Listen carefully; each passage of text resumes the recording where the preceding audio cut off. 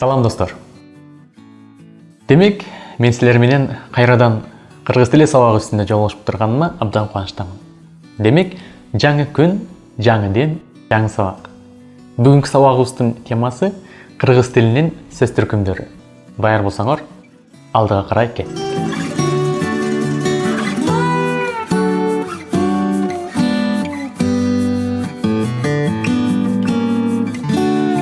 Албетте, биз ооз эксилип жатканыбызда же жазуу ишинде бул кандай сөз, бул кайсыл сөз, бул кандай маани берет деп анчейин көп ойлонбостон өзүбүздүн оюбуздагы сөздөрдү автоматтык түрдө пайдалана беребиз. Бирок кыргыз тилиндеги жалпы эле тилдеги сөздөр ар кимиси өз алдынча ар башкача функцияны, кызматты аткарат жана өз алдынча бири экинчисине окшошпогон мааниге ээ.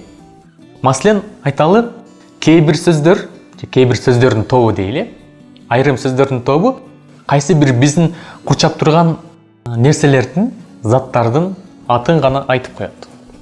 Атап гана коет. Маселен, китеп. Ал эми айрым сөздөрдүн тобу ошол заттын кандай экендигин сүрөттөйт. Кызыл. Ал эми айрым бир тобу ошол заттын эсебин билдирет. Маселен, канча? Бирөөбү, же экөө, же үч.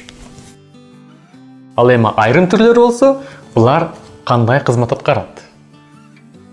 Жана башка, жана башка, жана башка. Мына ушундай кызматына жараша, ушундай өзгөчө мааниге ээ экендигине жараша, биз сөздөрдү түрлөргө, түркүмдөргө ажыратып, бир тартипке, системага салып алабыз. Албетте, сөздөрдү түркүмдөргө ажыратууда тилчи окумуштуулар айрым бир принциптерге таянат. Маселен, морфологиялык принцип, синтаксистик принцип жана башка, жана башка. Бирок биз аларга кайрылып отурбастан, татаалдаштырбастан, жөнөкөй тил менен түшүнүп алдыга карай жыла беребиз. Жалпы жонунан кыргыз тилиндеги сөз түркүмдөрү эки топко бөлүнөт.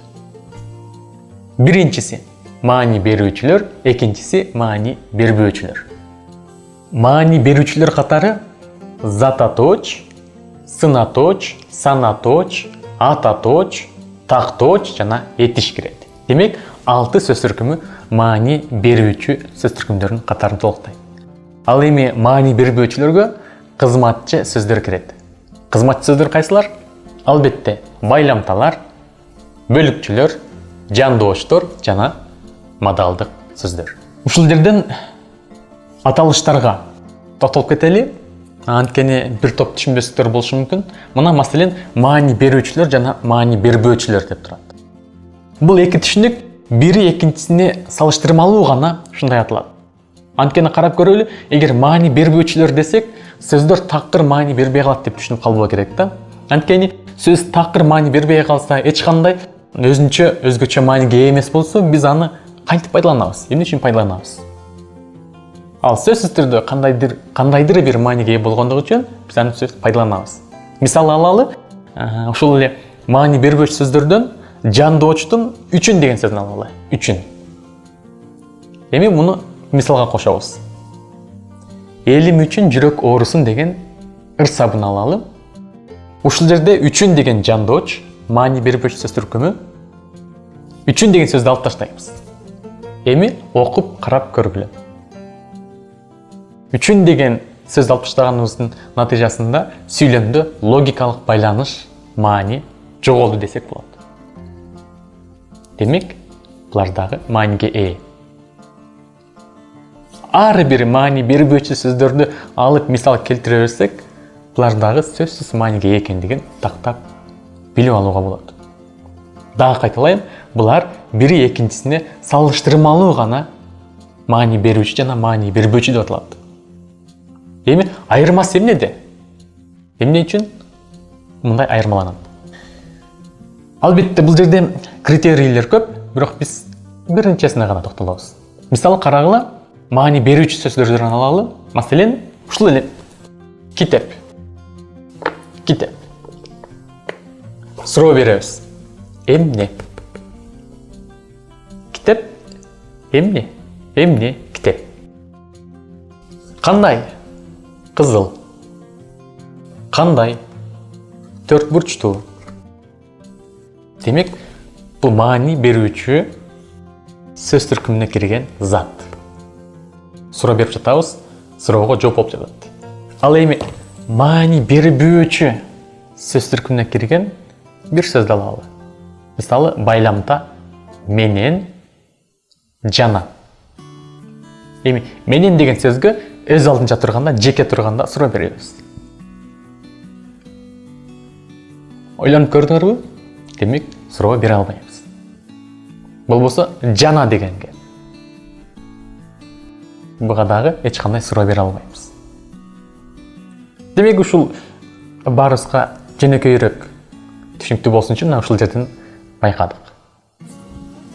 Маани берүүчү сөздөр өз алдынча келгенде суроого жооп бере алат, бир кандайдыр бир бүткөн ойду туюндура алат. Ал эми маани бербөөчү сөз түркүмдөрү өз алдынча келгенде бир бүткөн ойду туюндура албайт, суроого жооп болуп түшө албайт. Алар маани берүүчү сөздөр менен катар келгенде гана, ошолор менен жанаша келгенде гана өзгөчө бир мааниге ээ болот. Албетте, булардын ар бирине кийинки сабактарда кенен кесире токтолуп өтөбүз. Мына биз башында айттык, маани берүүчү жана маани бербөөчүлөр деп. Ушуларга жанаша эле дагы бир сөз түркүмдөрдүн тобу бар. Алар албетте өзгөчө сөз түркүмдөрү деп аталат. Өзгөчө сөз түркүмдөрү. Булар кайсылар? Туран сөздөр жана сырдык сөздөр. Булар эмне үчүн өзгөчө экендигин ушул темалардын өзүнө келгенде кенен кесири өзүбүз аңдап түшүнүп алабыз деген ойдомун. Демек, эми бардыгын бириктирели. Биринчи А тобу дейли. А тобу маани берүүчү сөз түркүмдөрү. Алар зататоч, сынаточ, санаточ, ататоч, этиш жана такточ. Б тобу маани бербөөчү сөз түркүмдөрү. Же кызматчы сөздөр. Байламталар, бөлүкчөлөр, жандооштор жана ошондой эле модалдык сөздөр. Ал эми В тобундагылар өзгөчө сөз түркүмдөрү. Булар туран сөздөр жана сырдык сөздөр. Мына ушулардын бардыгы кыргыз тилиндеги сөз түркүмдөрү болуп саналат. Мына достор, биз бүгүн сөз түркүмдөрүнүн бөлүнүшү тууралуу азбы көппү маалымат алдык деп ойлойм. Анда кийинки сабакта ар бирине кенен кесире токтолобуз. Албетте, алгачкы кадамыбыз зататоштон башталмакчы. Анда ошолго чейин сак саламат болгула.